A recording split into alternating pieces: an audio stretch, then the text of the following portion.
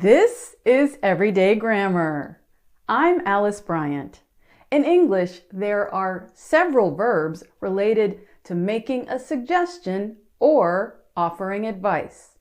Let's talk about 3 of them today: advise, suggest, and recommend.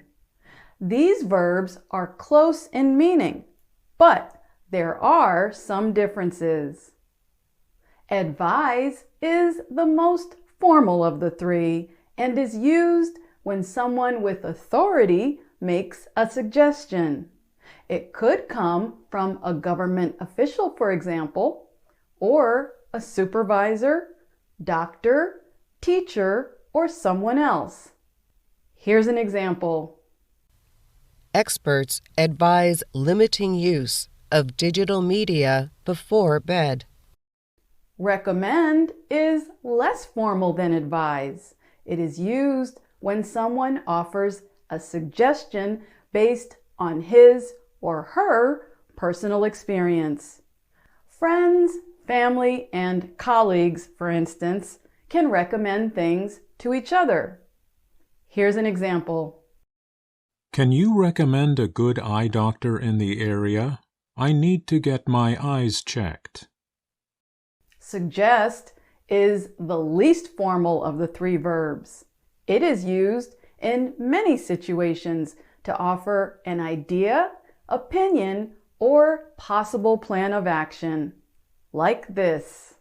I suggest we do the hardest tasks first. Then the rest will be easy.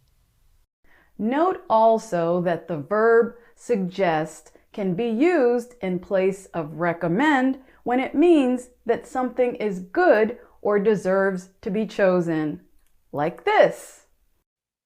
My friend suggested an eye doctor not too far from here. Join us again for part 2, when I will talk about sentence patterns. And that's everyday grammar. For the verbs advise, suggest, and recommend. Listen to this sentence and decide if you think the sentence structure is correct. Our lawyers advised that we should not give interviews. So, what did you decide? The answer is the sentence is not correct. The verbs advise, suggest, and recommend already indicate that someone should do something. So, use of the modal verb should after them makes their meaning redundant. Now let's talk about sentence patterns these verbs have in common. One pattern they all follow is verb plus noun phrase.